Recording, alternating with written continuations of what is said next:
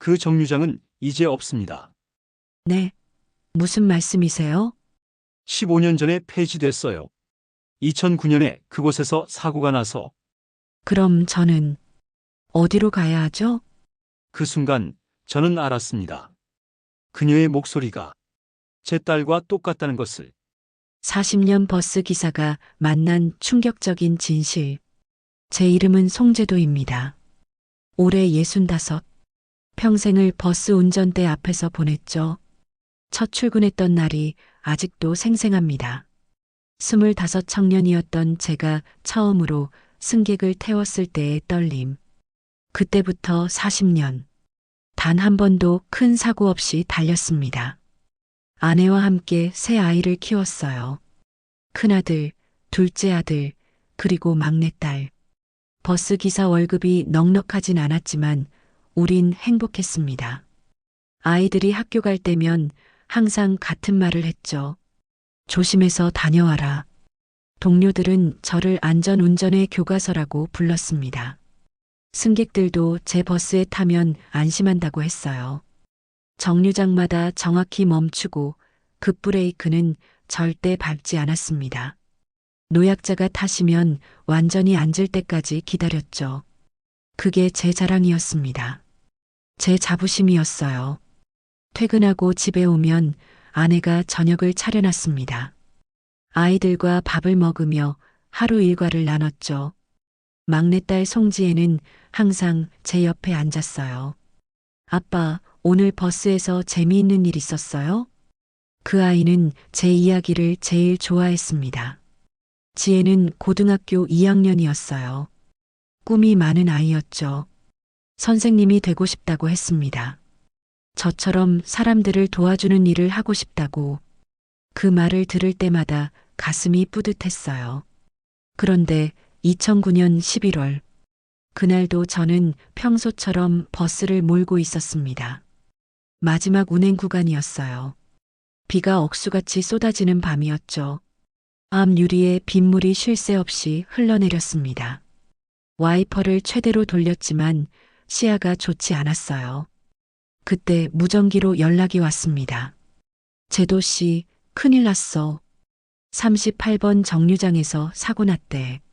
38번 정류장. 지혜가 학원 끝나고 내리는 곳이었습니다. 심장이 철렁 내려앉았어요. 설마 하는 마음으로 현장으로 달려갔죠. 경찰차와 구급차가 이미 와 있었습니다. 그리고 노란 천으로 덮인 누군가가 보였어요. 다리에 힘이 풀렸습니다. 천천히 다가가 천을 걷었을 때 그곳엔 제 딸이 있었습니다. 지혜는 그렇게 세상을 떠났어요. 경찰은 보행자 돌발 행동이라고 결론 내렸습니다. 버스 기사에겐 과실이 없다고. CCTV 영상도 흐릿해서 정확한 상황 파악이 어렵다고 했죠. 장례식장에는 많은 사람이 왔습니다. 동료들, 친척들, 지혜 친구들. 모두가 위로했지만 아무것도 들리지 않았어요. 그저 제 딸의 차가운 손만 느껴졌습니다. 지혜는 마지막으로 버스 뒷좌석에 앉아 있었대요. 학원 친구가 그러더군요. 지혜가 그날 제일 뒤에 혼자 앉아 있었어요. 졸고 있는 것 같았어요. 그 말을 듣고 나서부터였습니다. 저는 버스 뒷좌석을 똑바로 볼 수가 없어졌어요. 백미러로 뒤를 확인할 때마다 그곳에 지혜가 앉아 있을 것 같았습니다.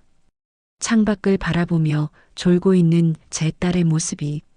운전을 계속할 수 있을까 고민했습니다. 하지만 생활이 있었어요. 아직 아들 둘이 대학에 다니고 있었죠. 그래서 다시 운전대를 잡았습니다. 하지만 예전 같지 않았어요. 승객들을 볼 때마다 지혜가 보였습니다. 교복 입은 학생이 타면 가슴이 철렁했죠. 특히 뒷좌석에 여학생이 앉으면 숨이 막혔어요. 동료들은 제 변화를 눈치챘습니다. 제도 씨, 많이 힘들지? 좀 쉬는 게 어때? 하지만 쉬면 더 힘들 것 같았어요. 집에만 있으면 지혜 생각뿐이었으니까. 그렇게 15년이 흘렀습니다. 시간이 약이라던데 저한테는 아니었어요. 세월이 흘러도 그날의 기억은 선명했습니다. 빗소리, 노란 천, 차가운 손, 모든 게 어제 일처럼 생생했죠. 아내는 더 이상 지의 이야기를 꺼내지 않았습니다. 아들들도 마찬가지였어요. 다들 각자의 방식으로 슬픔을 사귀고 있었죠. 하지만 저는 달랐어요. 매일 아침 버스에 오르면서 생각했습니다. 내가 그날 조금만 더 조심했더라면, 내가 그 시간에 그 정류장을 지나지 않았더라면, 죄책감이었을까요? 아니면 그리움이었을까요? 어쩌면 둘 다였는지도 모릅니다. 퇴근길에 종종 38번 정류장 앞을 지나갔어요. 이젠 다른 번호로 바뀌었지만 저는 알 수 있었습니다. 그곳이 제 딸이 마지막으로 서 있던 곳이라는 걸. 사람들은 제게 여전히 말했습니다. 송 기사님은 정말 안전하게 운전하세요. 하지만 그 말이 더 이상 자랑스럽지 않았어요. 제가 아무리 안전하게 운전해도 제 딸 하나 지키지 못했으니까. 그런 제게 또다시 비 오는 날이 찾아왔습니다. 운명처럼 그날도 비가 내렸습니다. 2024년 10월 말. 가을 비였지만 제법 차갑고 굵었어요. 마지막 운행이었습니다. 밤 11시가 넘은 시각이었죠. 승객은 거의 없었어요. 몇 명 안 되는 사람들이 듬성듬성 앉아 있었습니다. 종점까지 새 정류장 남았을 때였어요. 신호등에서 잠깐 멈춰 섰는데 갑자기 버스 문을 두드리는 소리가 들렸습니다. 정류장도 아닌데? 이상하다 싶었지만 문을 열었어요. 한 여자가 급하게 뛰어 올랐습니다. 흰색 코트를 입고 있었어요. 머리는 비에 흠뻑 젖어 있었죠. 손은 떨리고 있었습니다. 죄송해요, 급해서요. 그 여자가 숨을 헐떡이며 말했어요. 카드를 찍고 안쪽으로 들어가는 그녀를 백미러로 봤습니다. 뒷좌석 쪽으로 가더군요. 심장이 쿵 하고 내려앉았어요. 다시 출발했습니다. 빗소리가 버스 지붕을 두드렸죠. 승객들은 조용히 각자 스마트폰을 보거나 졸고 있었어요. 한 정류장, 두 정류장. 사람들이 하나둘 내렸습니다. 이제 버스 안엔 저와 그 여자만 남았어요. 종점이 가까워졌을 때였습니다. 그 여자가 갑자기 앞으로 걸어왔어요. 제 바로 뒤에 서더니 조심스럽게 말을 걸었습니다. 저기요, 기사님. 네, 말씀하세요. 제가 내려야 할 곳을 지나친 것 같아요. 목소리가 떨리고 있었어요. 어디서 내리셨어야 하는데요? 저는 백미러로 그녀를 봤습니다. 38번 정류장이요. 그 순간 제 손이 멈췄어요. 핸들을 쥔 손에 힘이 빠졌습니다. 38번. 그 번호를 듣는 순간 온몸에 소름이 돋았죠. 38번이요? 제가 다시 물었어요. 네, 38번 정류장이요. 제가 졸아서 못 내렸나 봐요. 그녀가 불안한 목소리로 대답했습니다. 천천히 버스를 세웠어요. 갓길에 정차하고 그녀를 돌아봤습니다. 손님, 38번 정류장은요. 말을 잇기가 힘들었어요. 그 정류장은 이제 없습니다. 네, 무슨 말씀이세요? 그녀가 눈을 크게 떴어요. 15년 전에 폐지됐어요. 2009년에 그곳에서 사고가 나서 제 목소리가 떨렸습니다. 그녀는 잠시 말이 없었어요. 창밖을 멍하니 바라보더니 다시 제게 물었죠. 그럼 저는 어디로 가야 하죠? 그 말투, 그 억양, 뭔가 익숙했습니다. 다음 정류장에서 내리시면 택시를 타시든지. 제가 말했을 때였어요. 아빠 목소리 같아요. 그녀가 갑자기 중얼거렸습니다. 네. 아니요, 아무것도 아니에요. 이상했어요. 뭔가 이상했습니다. 그녀의 목소리가 자꾸 제 귀에 맴돌았죠. 다시 출발하려는데 그녀가 뒷좌석 쪽을 가리켰어요. 저기 저 자리에 누가 있는 것 같은데요. 떨리는 손으로 제일 뒷자리를 가리켰습니다. 백미러로 봤어요. 하지만 아무도 없었습니다. 텅 빈 좌석뿐이었죠. 손님, 거긴 아무도. 말을 끝내기도 전에 버스가 흔들렸습니다. 갑자기 헤드라이트가 깜빡였어요. 시야가 순간 어두워졌죠. 1초, 아니 2초 정도였을까요? 그리고 다시 불이 들어왔을 때 백미러를 다시 봤습니다. 그 여자가 사라져 있었어요. 심장이 미친 듯이 뛰었습니다. 급히 뒤를 돌아봤죠. 버스 안을 샅샅이 살폈어요. 아무도 없었습니다. 화장실도 없는 버스인데 그녀는 흔적도 없이 사라졌어요. 손이 떨렸습니다. 등에서 식은땀이 흘렀죠. 방금 전까지 분명히 있었는데, 제 바로 뒤에 서 있었는데, 차에서 내려 버스 주변을 살폈어요. 비는 여전히 내리고 있었습니다. 하지만 그 어디에도 흰 코트를 입은 여자는 없었죠. 미친 건가 싶었습니다. 피곤해서 헛것을 본 건가. 하지만 너무 생생했어요. 그녀의 목소리, 떨리는 손, 젖은 머리카락. 모든 게 실제 같았습니다. 다시 운전석에 앉았어요. 핸들을 잡은 손이 계속 떨렸죠. 그때 문득 깨달았습니다. 그녀의 목소리, 그 억양과 말투, 지혜와 똑같았어요. 온몸에 소름이 쫙 돋았습니다. 제 딸의 목소리였어요. 15년 전 제가 매일 듣던 그 목소리. 아빠, 잘 다녀올게요. 아빠, 오늘 학교에서요. 학원 가기 전에 하던 그 말투. 제정신이 아니었습니다. 종점까지 어떻게 운전했는지 기억이 안 나요. 차고지에 도착해서도 한참을 멍하니 앉아 있었죠. 동료가 제 버스 옆을 지나가다 물었습니다. 제도 씨, 괜찮아? 얼굴이 왜 그래? 아, 아니야. 그냥 좀 피곤해서. 겨우 대답했어요. 집에 돌아와서도 잠을 잘 수 없었습니다. 아내는 이미 자고 있었죠. 저는 거실에 앉아 창밖을 바라봤어요.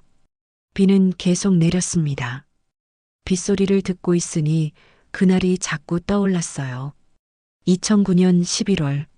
지혜가 떠난 그날. 혹시 정말 지혜였을까요?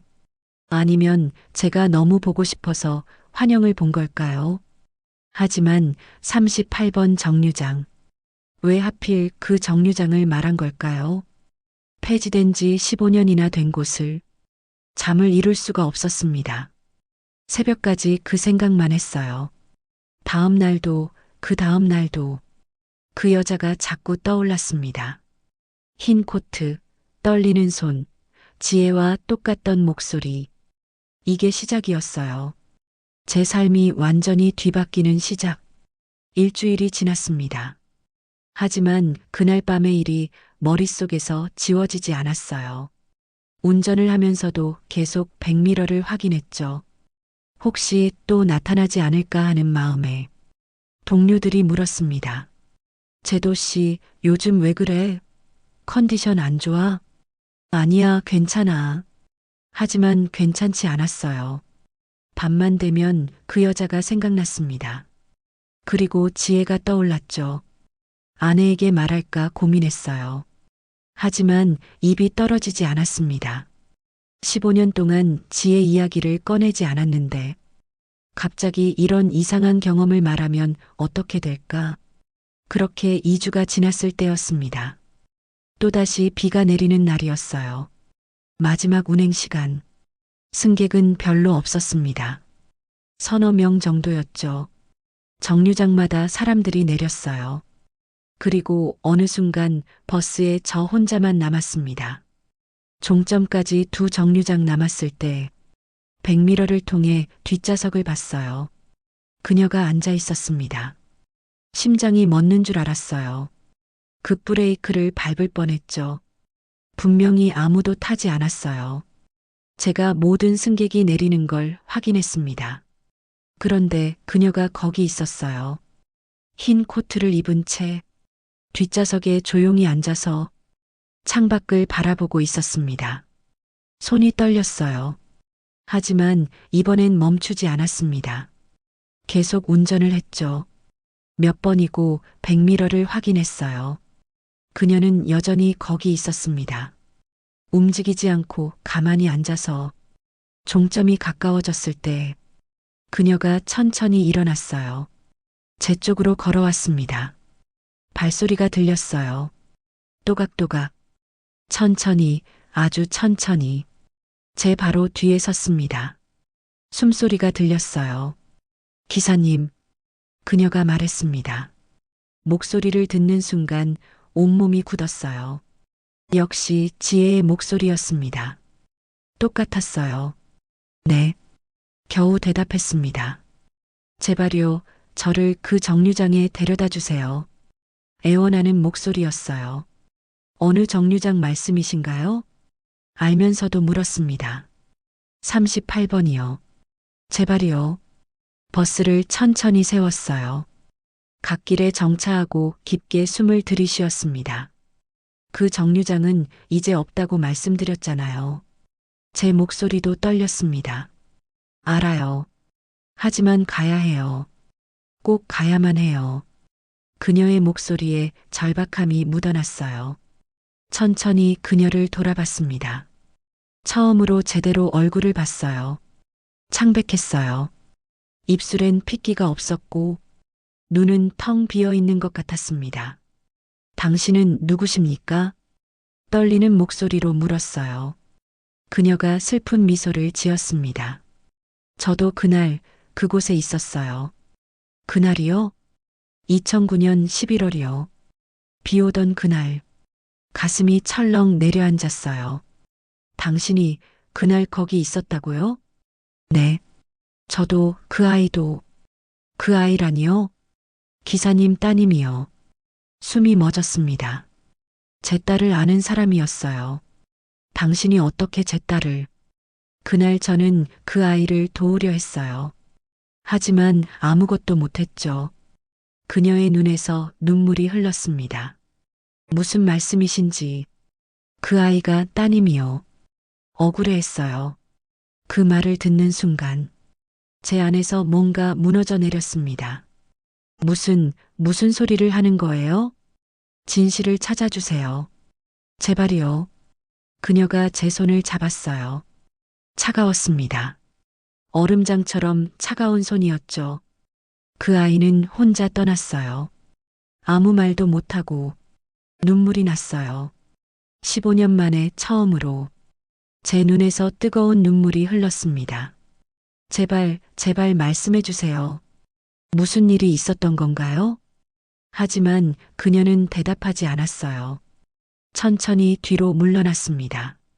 곧 아실 거예요. 진실을. 그리고 또다시 사라졌습니다. 빛처럼 연기처럼 흔적도 없이 저는 한참을 그 자리에 앉아 있었어요. 눈물을 닦지도 못한 채 억울해했다고요. 지혜가 억울해했다고. 그 말이 계속 귓가에 맴돌았습니다. 무엇이 억울했던 걸까요? 왜 그 여자는 저를 찾아온 걸까요? 38번 정류장에 가야 한다는 건 무슨 의미일까요? 집에 돌아와서도 잠을 잘 수 없었어요. 거실 소파에 앉아 밤새 생각했습니다. 경찰은 보행자 돌발 행동이라고 했어요. 버스와는 상관없는 사고였다고. 그럼 대체 무엇이 억울하다는 건가요? 다음 날 아침, 저는 결심했습니다. 당시 사고 기록을 다시 찾아보기로. 15년 전 자료를 찾기란 쉽지 않았어요. 하지만 경찰서에 보관된 기록은 있을 거라고 생각했죠. 그런데 그날 오후, 제게 또 다른 사람이 찾아왔습니다. 점심시간이 끝나고 오후 운행 준비를 하고 있었죠. 한 노인이 제 버스 쪽으로 걸어왔습니다. 70대 후반쯤 돼 보였어요. 허리가 굽어 있었고 지팡이를 짚고 있었습니다. 송 기사님 맞으신가요? 노인이 물었어요. 네, 그런데 누구시죠? 처음 보는 얼굴이었습니다. 노인은 제 버스 번호판을 한참 바라봤어요. 그러더니 낮은 목소리로 말했습니다. 이 버스, 그때 그 버스 맞네요. 그때라뇨? 2009년 11월. 기억하시죠? 심장이 쿵 내려앉았어요. 또 그날 이야기였습니다. 어떻게 아십니까? 저도 그날 현장에 있었으니까요. 노인이 제 눈을 똑바로 봤어요. 그 눈빛이 심상치 않았습니다. 무슨 말씀이신지 잘 모르겠는데요. 일부러 모르는 척 했어요. 38번 정류장 사고요. 기사님 따님 일말입니다. 더 이상 숨길 수 없었어요. 당신이 거기 있었다고요? 네. 저는 그 근처에서 철물점을 운영했어요. 사고 직전까지 가게에 있었죠. 노인이 주변을 둘러보더니 조용히 말했습니다. 여기선 곤란하겠네요. 잠깐 이야기 좀 할까요? 지금 운행 시간이 10분만 주시면 됩니다.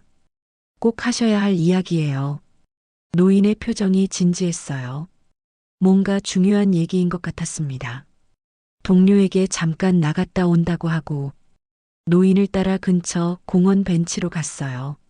앉자마자 노인이 입을 열었습니다. 당신 그 사고가 정말 돌발 행동이었다고 믿으세요? 경찰이 그렇게 결론 내렸으니까요. 틀렸어요. 단호한 목소리였어요. 무슨 말씀이신지. 그 사고는요, 돌발이 아니었어요. 손이 떨리기 시작했습니다. 무슨 뜻인가요? 누가 밀었어요. 일부러. 세상이 멈춘 것 같았어요. 밀었다고요? 누가 왜? 노인이 깊게 한숨을 쉬었습니다. 그날 밤 제 가게 앞에 술 취한 남자가 있었어요.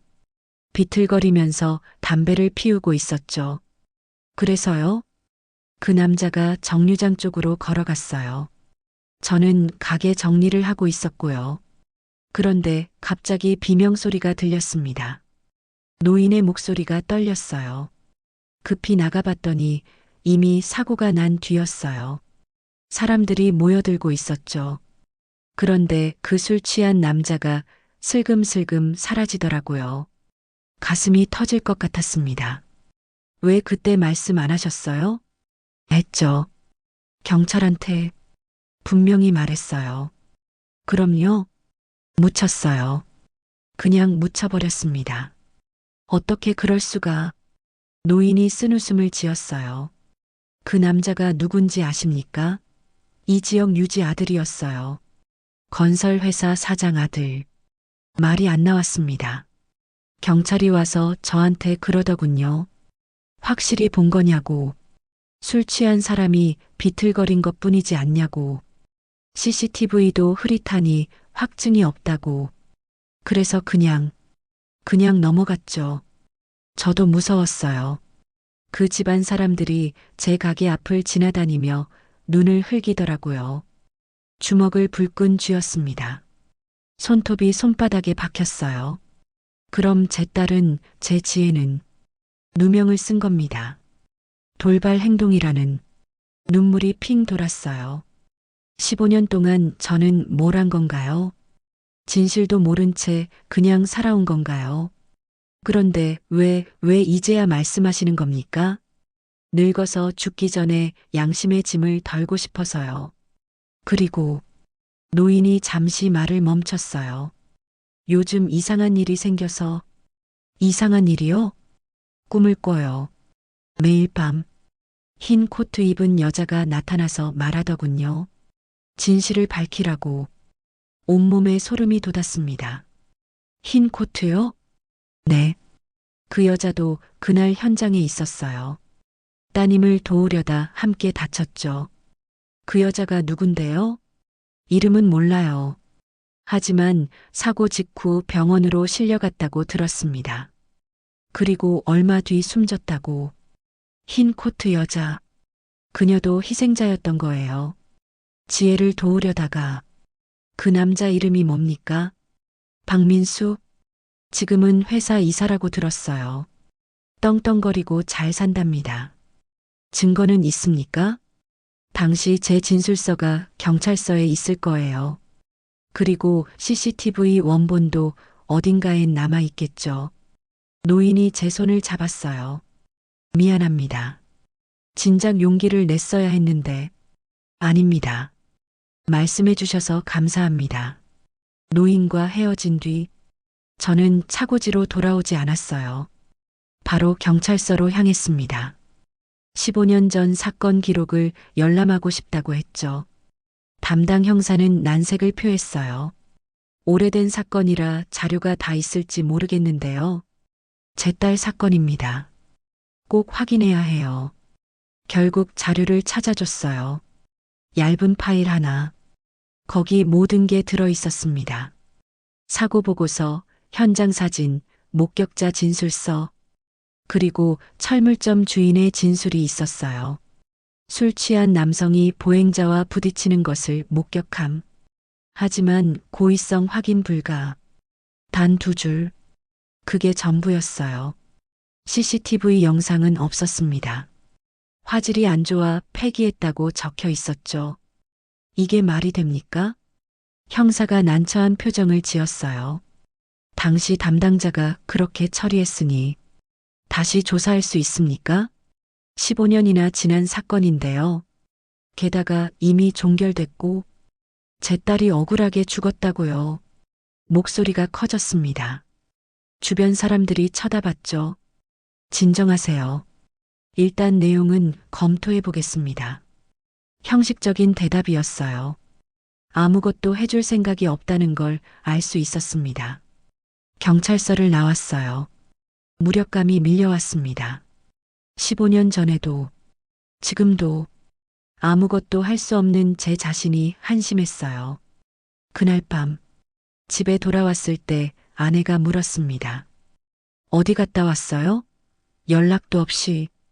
응, 볼일 좀 봤어. 무슨 일인데 얼굴이 그래? 거울을 봤어요. 눈이 충혈돼 있었고 얼굴은 창백했습니다. 괜찮아. 그냥 좀 피곤해서. 아내는 더 묻지 않았어요. 하지만 걱정스러운 눈으로 저를 봤죠. 그날 밤도 잠을 잘 수 없었습니다. 지혜 생각만 났어요. 얼마나 무서웠을까? 얼마나 억울했을까? 아빠를 부르고 싶었을 텐데 가슴이 찢어지는 것 같았어요. 창밖을 보니 또 비가 내리고 있었습니다. 그날처럼 다음 날부터 저는 직접 조사를 시작했어요. 휴가를 냈습니다. 동료들은 의아해했지만 신경 쓸 여유가 없었죠. 먼저 그 철물점을 찾아갔어요. 15년 전 노인이 운영하던 곳. 하지만 이미 문을 닫은 지 오래였습니다.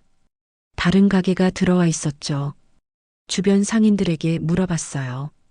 2009년 사고에 대해 기억하는 사람이 있는지. 대부분 모른다고 했어요. 오래전 일이고 상인들도 많이 바뀌었으니까요. 하지만 한 분이 기억하고 있었습니다. 세탁소 사장님이었어요. 아, 그때 그 사고. 기억나죠? 여고생이 사고 당한 거. 혹시 그날 술 취한 남자 본 적 있으세요? 글쎄요, 워낙 오래전 일이라. 검은색 차 탄 사람들이 주변을 어슬렁거린 적은요? 세탁소 사장님이 잠시 생각하더니 고개를 끄덕였어요. 아, 맞다. 그거 이상했어요. 사고 나고 며칠 뒤에 양복 입은 사람들이 이 근처 가게들 돌아다니더라고요. 뭐라고 하던가요? 별거 아니었다고, 조용히 넘어가자고, 돈을 주겠다는 사람도 있었대요. 역시였습니다. 조직적으로 은폐한 거였어요. 혹시 박민수라는 사람 아세요? 박민수? 그 건설 회사 이사? 네, 알죠. 이 동네 사람들은 다 알아요. 아버지가 큰 건설 회사 운영하잖아요. 그 사람이 그날 사고와 연관이 있을 것 같은데요. 세탁소 사장님이 조심스럽게 주변을 둘러봤어요. 조심하세요. 그 집안 사람들 무섭습니다. 이 동네에서 함부로 건드리는 사람 없어요. 제 딸 일입니다. 조심할 거 없어요. 집으로 돌아오는 길 박민수에 대해 검색해 봤어요. 인터넷에 꽤 많은 정보가 나왔습니다. 건설회사 부사장, 지역 사업에 많이 참여하고 있었어요. 사진도 있었습니다. 그의 얼굴을 보는 순간 분노가 치밀어 올랐어요. 이 사람이 제 딸을 밀었다고요. 그리고 떵떵거리고 살고 있다고. 다음 날 노인에게 다시 연락했어요. 더 자세한 이야기를 듣고 싶었습니다. 공원에서 만났죠. 그날 정확히 뭘 보셨어요? 노인이 천천히 말했습니다. 제 가게에서 정류장이 보여요. 비가 와서 유리창이 좀 흐렸지만 사람은 보였죠. 그래서요? 한 남자가 비틀거리며 정류장 쪽으로 갔어요. 그리고 거기 서 있던 여자애한테 뭐라고 하더니 손을 뻗었어요. 노인의 목소리가 떨렸습니다. 여자애가 피하려고 했어요. 그런데 그 남자가 화가 난 듯이 확 밀어버렸죠. 그때 마침 버스가 오고 있었고 더 이상 듣기 힘들었어요. 그 옆에 있던 흰 코트 여자가 말리려고 했어요. 여자애를 잡으려고 했죠. 근데 둘 다 넘어지고 그리고요? 버스가 급정거했어요. 하지만 이미 늦었죠. 두 사람 다 크게 다쳤어요. 주먹을 불끈 쥐었습니다. 그 남자는요? 정신이 번쩍 든 듯 도망갔어요. 비틀거리면서 왜 경찰이 제대로 조사 안 한 겁니까? 제가 진술하고 다음 날 경찰이 다시 왔어요. 확실하냐고, 착각한 거 아니냐고, 술 취한 사람이 비틀거린 걸 민 것처럼 본 거 아니냐고. 그래서요? 전 분명히 밀었다고 했죠. 그런데 며칠 뒤 양복 입은 사람들이 왔어요. 제 가게에 노인이 손을 떨었어요. 조용히 하라고. 잘못 본 거라고. 안 그러면 가게 문 닫아야 할 거라고 협박했어요. 신고는요? 했죠. 근데 경찰이 제대로 처리 안 해줬어요. 오히려 괜한 오해 만들지 말라고. 제도가 썩어 있었던 거예요. 돈과 권력 앞에. 흰 코트 여자는 어떻게 됐나요? 병원에 입원했다가 한 달쯤 뒤에 숨졌다고 들었어요. 내부 출혈이 심했대요. 가족은요? 없었대요. 혼자 사는 사람이었다고. 그래서 아무도 진실을 몰랐던 거예요. 가족이 없으니 항의할 사람도 없었고, 그 여자 이름이 뭐였죠? 한서영. 28이었대요. 한서영. 흰 코트 여인의 이름. 그녀도 희생자였어요. 그 여자가 왜 제 딸을 도우려 했을까요? 같은 정류장에서 기다리고 있었나 봐요. 그리고 갑자기 일어난 일이니까. 당연히 도우려 했겠죠. 착한 사람이었던 거예요. 모르는 사람을 위해 자기 목숨을 걸었던 증거가 더 필요합니다. CCTV 원본을 찾아야 해요. 경찰이 폐기했다는데요. 원본은 어딘가 남아있을 겁니다.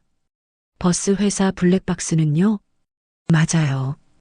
버스 블랙박스. 왜 그 생각을 못했을까요? 확인해 보겠습니다. 회사에 갔어요. 15년 전 블랙박스 영상을 요청했습니다. 하지만 담당자가 고개를 저었어요. 그때 영상은 다 삭제됐어요. 보관 기간이 지나서. 원본도요? 네. 용량 문제로 몇 개월마다 지우거든요. 또 막다른 길이었어요.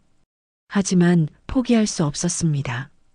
다른 방법을 찾아야 했어요. 그날 밤 또다시 그녀가 나타났습니다. 버스 뒷좌석에 앉아서 저를 바라보고 있었어요. 한서영 씨, 제가 먼저 말했습니다. 그녀가 놀란 듯 눈을 크게 떴어요. 제 이름을 아세요? 이제 알게 됐어요. 그날 일도. 그럼 당신이 제 딸을 도우려 했다는 것도요. 고맙습니다. 그녀가 슬픈 미소를 지었어요. 아무것도 못했는걸요. 아닙니다. 당신은 용감했어요. 하지만 그 아이는 이제 진실을 밝힐 거예요. 꼭. 그녀가 희미하게 웃었습니다. 38번 정류장에 가세요. 거기 답이 있어요. 뭐가 있는데요? 제가 남긴 게 있어요. 그날, 그리고 또 사라졌어요. 남긴 것, 무엇을 남겼다는 걸까요? 며칠 뒤, 저는 38번 정류장이 있던 자리를 찾아갔습니다. 지금은 정류장이 없어지고 그냥 인도만 있었어요. 주변을 둘러봤어요. 특별한 건 없었습니다. 그냥 평범한 길거리였죠. 한서영이 뭘 남겼다는 걸까요? 벤치가 하나 있었어요. 예전 정류장에 있던 벤치는 아니었지만 거기 앉아서 주변을 살폈습니다. 전봇대, 건물 벽, 바닥. 뭔가 단서가 있을 거라고 생각했어요. 1시간쯤 지났을까요? 해가 지고 어두워지기 시작했습니다. 그때였어요. 길 건너편에서 누군가 걸어오는 게 보였습니다. 흰 코트, 한서영이었어요. 하지만 이번엔 낮에도 보였어요. 선명하게 그녀가 제 앞에 섰습니다. 왔군요. 뭐가 있는 건가요? 한서영이 전봇대 쪽을 가리켰어요. 저기요. 전봇대로 다가갔습니다. 바닥을 살펴봤죠. 틈새에 뭔가 끼어 있었어요. 작은 플라스틱 조각. 꺼내봤습니다. 번호표였어요. 음식점 대기 번호표 같은 거. 뒷면에 뭔가 적혀 있었어요. 희미하지만 읽을 수 있었습니다. 박민수, 검은색 벤츠, 8547. 차 번호였어요. 이게요? 그날 제가 정신을 잃기 전에 적었어요. 제 손에 쥐고 있던 번호표 뒷면에. 왜요? 그 남자 얼굴을 봤거든요. 그리고 차 번호를 증거로 남겨야 한다고 생각했어요. 그런데 왜 경찰이 못 찾았죠? 떨어져서 틈새로 들어갔나 봐요. 그리고 아무도 여기를 제대로 안 찾았고 15년 동안 여기 있었던 거예요. 이 작은 증거가 이걸로 충분할까요? 당시 차량 기록과 대조하면 확인할 수 있을 거예요. 한서영이 제 손을 잡았어요. 여전히 차가웠지만 따뜻하게 느껴졌습니다. 기사님, 이제 끝낼 수 있어요. 고맙습니다. 정말로. 전 아무것도 안 했어요. 그저 진실이 밝혀지길 바랐을 뿐. 제 딸은요? 지혜는 어디 있나요? 한서영이 하늘을 올려다봤어요. 걱정하지 마세요. 그 아이는 괜찮아요. 만날 수 있을까요? 곧요. 그녀가 다시 웃었습니다. 이번엔 편안한 미소였어요. 제발 말해주세요. 지혜가 무슨 말을 남겼는지. 아빠를 원망하지 않는다고요. 아빠 잘못이 아니라고. 눈물이 났어요. 억울하다고 하지 않았나요? 억울한 건 진실이 가려진 거예요. 아빠가 죄책감에 시달리는 거. 그게 억울했대요. 가슴이 무너졌습니다. 15년 동안 제가 스스로를 얼마나 괴롭혔는지 지혜는 그걸 보고 있었던 거예요. 이젠 내려놓으세요. 아빠는 잘못한 게 없어요. 한서영의 목소리가 지혜 목소리로 바뀌었어요. 지혜야? 네, 아빠. 딸이었어요. 제 딸이 거기 서 있었습니다. 지혜야, 미안해. 아빠가 지켜주지 못해서. 아빠 잘못 아니에요. 아빠는 최선을 다했어요. 하지만, 이제 됐어요, 아빠. 진실을 밝혀주세요. 그럼 저도 서영 언니도 편히 갈 수 있어요. 어디로 가는데? 가야 할 곳으로요. 이제 미련이 없어요. 지혜가 제 뺨을 쓰다듬었어요. 따뜻했습니다. 아빠 사랑해요. 그리고 고마워요. 지혜야, 가지 마. 안녕히 계세요, 아빠. 엄마한테도 사랑한다고 전해주세요. 그리고 빗속으로 사라졌어요. 한서영과 함께 저는 그 자리에 주저앉아 한참을 울었습니다. 15년 만에 딸을 만났다가 다시 보낸 거예요. 하지만 이젠 알았습니다. 제가 해야 할 일을. 다음 날 아침, 저는 경찰서로 갔어요. 손에 번호표를 꼭 쥐고 담당 형사를 만났습니다. 이게 뭔가요? 15년 전 사고 현장에서 찾은 증거입니다. 형사가 번호표를 받아봤어요. 박민수 차 번호. 이게 뭘 의미하는데요? 그 사람이 제 딸을 밀었어요. 목격자도 있습니다. 그리고 철물점 노인 이야기를 했죠. 한서영이 남긴 증거도 설명했습니다. 15년 전 일인데요. 이걸로 어떻게 당시 차량 등록 기록 확인하면 되잖아요. 박민수 소유 차량이 맞는지. 그래도요. 제대로 조사도 안 하고 덮으려고 하지 마세요. 전 포기 안 합니다. 제 목소리가 떨렸지만 단호했어요. 형사가 한숨을 쉬었습니다. 알겠어요. 일단 확인은 해보죠.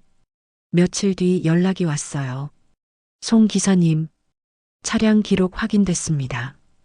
2009년 당시 박민수 명의로 등록된 검은색 벤츠 맞네요. 그럼요.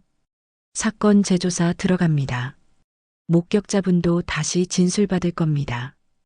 드디어 진실이 밝혀지는 거예요. 하지만 쉽지 않았습니다. 박민수 측에서 변호사를 대동하고 나왔어요. 15년 전 일이라 공소시효가 지났다고 주장했죠. 형사가 설명했어요. 일반 폭행이면 공소시효가 지났지만 이건 상해치사입니다. 공소시효가 없어요.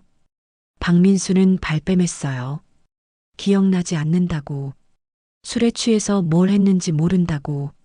하지만 증거가 있었습니다. 한서영이 남긴 번호표, 노인의 진술, 그리고 다시 찾아낸 CCTV 원본. 경찰이 버스 회사 서버를 샅샅이 뒤져서 찾아낸 거예요. 백업 파일이 남아 있었습니다. 영상은 흐릿했지만 박민수가 지혜를 미는 장면이 나왔어요. 그리고 한서영이 막으려는 모습도. 그걸 보는 순간 눈물이 쏟아졌습니다. 제 딸의 마지막 순간.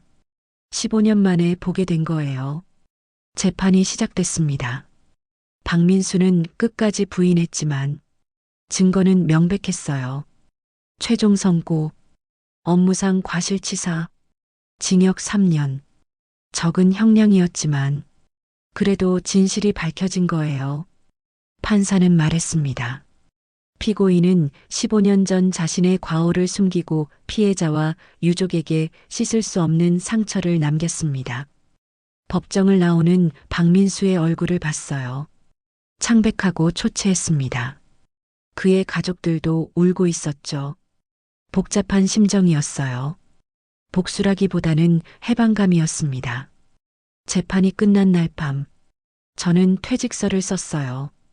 40년 운전한 버스, 이제 그만 내려놓기로 했습니다. 회사에 퇴직서를 제출했죠. 사장이 물었어요. 정년까지 얼마 안 남았는데 왜 그만두려고? 할 일이 생겼습니다. 무슨 일인데? 아이들 지키는 일이요. 사장은 더 묻지 않았어요. 제 표정을 보고 이해한 것 같았습니다. 마지막 운행날, 동료들이 작은 송별회를 열어줬어요. 제도 씨, 그동안 고생 많았어. 안전운전의 교과서가 떠나니까 아쉽네. 고마운 사람들이었어요. 마지막 운행을 시작했습니다. 익숙한 노선, 익숙한 정류장들, 승객들이 하나둘 탔어요. 인사를 건네며 카드를 찍었죠. 안녕하세요. 조심해서 가세요. 제가 항상 하던 말, 마지막까지 하고 싶었어요. 해가 지고 마지막 구간에 접어들었을 때, 저는 규정을 어기기로 했습니다. 정해진 노선을 벗어나 38번 정류장이 있던 그곳으로 향했어요. 승객들이 의아해했습니다. 기사님, 길이 왜 이래요? 잠깐만 기다려 주십시오. 그곳에 도착했어요. 폐지된 정류장 자리. 버스를 천천히 세웠습니다. 정확히 그 자리에 불을 끄고 눈을 감았어요. 지혜야, 아빠 왔어. 조용했습니다. 바람 소리만 들렸죠. 그때였어요. 뒷좌석에서 인기척이 느껴졌습니다. 백미러를 봤어요. 지혜가 앉아 있었어요. 한서영과 함께 둘 다 환하게 웃고 있었습니다. 아빠 고마워요. 기사님 정말 고마워요. 눈물이 흘렀어요. 이제 가도 되는 거니? 네. 이제 괜찮아요. 억울하지 않고? 하나도 안 억울해요. 아빠가 다 밝혀줬잖아요. 지혜가 창밖을 바라봤어요. 여기 경치 참 좋다. 예전엔 무서웠는데 이제는 아니야. 아빠도 이제 괜찮을 것 같아. 당연하죠. 아빠는 아무 잘못 없어요. 평생 최선을 다했잖아요. 한서영도 말했습니다. 딸분 정말 자랑스러워 하세요. 아빠 믿고 기다린 보람이 있다고. 서영 씨도 고마워요. 제 딸을 도우려 해주셔서 당연한 일 했을 뿐이에요.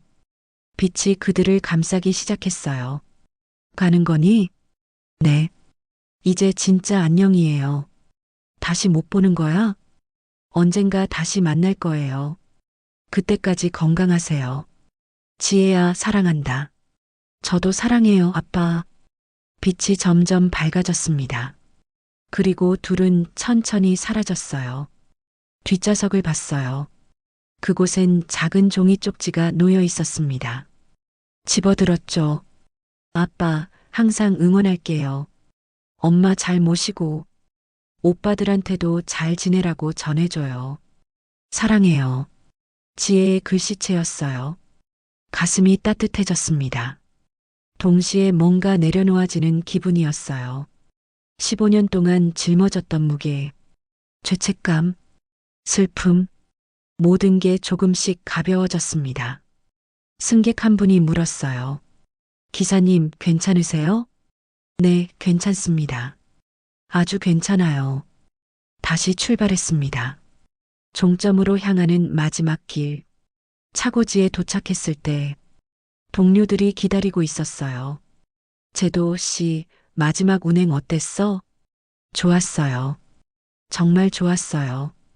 버스에서 내렸습니다. 40년 동안 몰았던 운전대. 마지막으로 한번 쓰다듬어 봤어요. 고마웠어, 친구야. 집으로 돌아오는 길. 하늘을 올려다봤습니다. 별이 참 많았어요. 그중 유난히 밝은 별 2개가 보였습니다. 지혜와 한서영일까요? 웃음이 났어요. 오랜만에 편하게 웃었습니다. 그날 이후 제 삶은 완전히 달라졌습니다. 버스 운전을 그만두고 새로운 일을 시작했어요. 어린이 교통안전 교육. 동네 학교를 다니며 아이들에게 안전의 중요성을 가르쳤습니다. 횡단보도 건너는 법, 버스 타고 내리는 법, 낯선 사람 조심하는 법. 처음엔 낯설었어요. 40년 동안 운전만 했는데 아이들 앞에서 말하려니 떨렸죠. 하지만 곧 익숙해졌습니다. 아이들의 눈망울을 보면 지혜가 생각났어요. 아저씨, 진짜 버스 기사셨어요? 응, 40년 동안 몰았단다. 와, 대박. 사고 난 적 없어요? 없지. 항상 조심했거든. 아이들이 제 이야기를 좋아했어요. 버스 안에서 있었던 재미있는 일들, 승객들과의 에피소드들, 교육이 끝나면 아이들이 손을 흔들어 줬습니다. 아저씨, 다음에 또 와요. 그럼 꼭 올게. 그 모습이 지혜와 겹쳤어요. 학교 갈 때 손 흔들던 제 딸. 어느 날, 한 여자아이가 다가왔습니다. 아저씨, 저희 엄마가 고맙대요. 왜? 제가 이제 혼자 버스 타고 학원 다녀요. 아저씨가 가르쳐줘서 가슴이 뭉클했어요. 조심해서 다녀야 한다. 네, 항상 조심할게요. 그 아이가 뛰어가는 모습을 봤어요. 지혜처럼 이게 제 새로운 일이구나. 아이들을 지키는 일. 집에 돌아오면 아내가 저녁을 차려뒀습니다. 예전처럼. 오늘 어땠어요? 좋았어. 아이들이 참 귀여워. 당신이 행복해 보여서 다행이에요. 아내도 변했어요. 예전보다 밝아졌습니다. 어느 날 밤, 아내가 조심스럽게 물었어요. 지혜 얘기 좀 해도 돼요? 15년 만에 처음 꺼내는 말이었습니다. 응, 해. 요즘 꿈에 지혜가 나와요. 웃으면서 손 흔드는 꿈. 나도 그래. 지혜가 이제 편안한가 봐요. 그런 것 같아. 아내 손을 잡았어요. 당신도 고생 많았어. 혼자 참느라. 당신도요. 우리는 그렇게 한참을 앉아 있었습니다. 말없이, 하지만 따뜻하게. 다음 날, 아들들이 집에 왔어요. 큰아들은 결혼해서 아이가 하나 있었고, 둘째도 곧 결혼할 예정이었습니다. 아버지, 요즘 좋아 보이세요? 응, 좋아. 무슨 일 있었어요? 응, 지혜 일이 마무리됐어. 아들들이 놀란 표정을 지었어요. 무슨 말씀이세요? 진실을 다 얘기해줬습니다. 한서영 이야기도, 재판 이야기도, 아들들은 조용히 들었어요. 그런 일이 있었구나. 미안해. 혼자 감당하느라. 아니에요, 아버지. 잘하셨어요. 큰아들이 제 손을 잡았습니다. 지혜도 이제 편하겠네요. 그래. 이제 편할 거야. 손자가 제 무릎에 올라왔어요. 할아버지, 나도 버스 기사 될래요. 그래. 왜? 할아버지처럼 멋있어서요. 웃음이 나왔어요. 그럼 안전하게 운전해야 해. 네.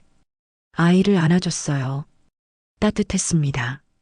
그해 가을, 저는 38번 정류장 자리에 작은 표지판을 세웠습니다. 이곳에서 안타깝게 세상을 떠난 이들을 기억합니다. 허가받는 게 쉽지 않았지만 구청을 설득했어요. 재판 기록도 보여주고 표지판 아래 작은 화단도 만들었습니다. 꽃을 심었죠. 지혜가 좋아하던 코스모스. 한서영을 위한 백합. 매주 한 번씩 그곳에 갔어요. 물을 주고 잡초를 뽑았습니다. 지혜야, 아빠 왔어. 바람이 불었어요. 따뜻한 바람. 오늘도 좋은 하루였어. 아이들 30명한테 안전교육했단다. 혼잣말처럼 중얼거렸습니다. 다들 착한 아이들이야. 너처럼. 구름이 움직였어요. 햇살이 쏟아져 내렸습니다. 아빠 괜찮아. 이제 정말 괜찮아. 지혜 목소리가 들리는 것 같았어요. 어느 날, 한 기자가 찾아왔습니다. 송재도 씨 맞으시죠? 인터뷰 좀 할 수 있을까요? 무슨 인터뷰요? 15년 만에 밝혀진 진실에 대해서요. 많은 사람들이 알아야 할 이야기 같아서요. 고민했어요. 하지만 거절했습니다. 됐습니다. 왜요? 좋은 이야기인데. 제 이야기가 아니라 제 딸 이야기거든요. 딸은 이제 편히 쉬고 있어요. 기자가 아쉬워하며 돌아갔어요. 하지만 일주일 뒤 작은 지역 신문에 기사가 실렸습니다. 40년 버스 기사, 딸의 억울함 풀다. 누가 쓴 건지 몰라요. 하지만 내용은 정확했습니다. 기사를 읽는데 전화가 왔어요. 송재도 기사님이세요? 네. 저는 교통안전공단에서 일하는 사람입니다. 기사님 이야기 듣고 감동받았어요. 네. 저희와 함께 일하실 생각 없으세요? 전국 학교를 다니며 안전교육을 하는 건데요. 새로운 제안이었어요. 생각해 보겠습니다. 며칠 후 답했습니다. 하겠습니다. 그렇게 저는 전국을 다니기 시작했어요. 서울, 부산, 대구, 광주. 어디든 아이들이 있는 곳이라면 갔습니다. 강연을 할 때마다 말했어요. 여러분, 안전이 제일 중요합니다. 조심해서 다녀야 해요. 아이들이 대답했죠. 네. 그 목소리를 들을 때마다 지혜가 생각났습니다. 어느 날 강연이 끝나고 한 선생님이 다가왔어요. 송 기사님, 오늘 강연 정말 좋았습니다. 아이들이 진심으로 듣더라고요. 감사합니다. 사실 저도 15년 전에 학생 하나를 사고로 잃었어요. 제 반아이였죠. 그러셨군요. 그 아이 이름이 송지혜였어요. 심장이 멎는 줄 알았어요. 네. 지혜 담임 선생님이셨어요? 네. 기사님이 지혜 아버님이실 줄은 몰랐어요. 우리는 한참을 말없이 서 있었습니다. 지혜 참 착한 아이였어요. 친구들 도와주길 좋아했죠. 고맙습니다. 지혜가 하늘에서 아버님 보시면 자랑스러워 하실 거예요. 눈물이 났어요. 선생님도 그렇게 생각하세요? 네. 분명히요. 그날 밤, 호텔방에 혼자 앉아 있었어요. 창밖을 보니 별이 보였습니다. 2개의 밝은 별. 지혜야, 아빠 잘하고 있니? 대답은 없었지만 별이 반짝였어요. 그걸로 충분했습니다. 겨울이 왔어요. 첫눈이 내렸습니다. 38번 정류장 자리에 갔어요. 화단에 눈이 소복이 쌓여 있었죠. 눈을 치우며 생각했어요. 15년이라는 시간. 그 시간 동안 많은 게 변했습니다. 저도 늙었고 세상도 많이 달라졌어요. 하지만 변하지 않은 게 있어요. 제 딸에 대한 사랑, 그리고 아이들을 지키고 싶은 마음. 지혜야, 아빠는 계속할 거야. 내가 못다한 일들을. 바람이 불었어요. 눈송이가 춤을 췄습니다. 너희는 지켜줘야 할 사람들이야. 제가 항상 하던 말. 이제 그 말을 아이들에게 전하고 있어요. 돌아오는 길. 한 아이가 혼자 버스 정류장에서 기다리고 있었어요. 추운데 외투도 제대로 안 입고. 얘야, 혼자니? 네. 엄마가 오신대요. 춥겠구나. 이거 입어라. 제 목도리를 벗어줬어요. 고마워요, 아저씨.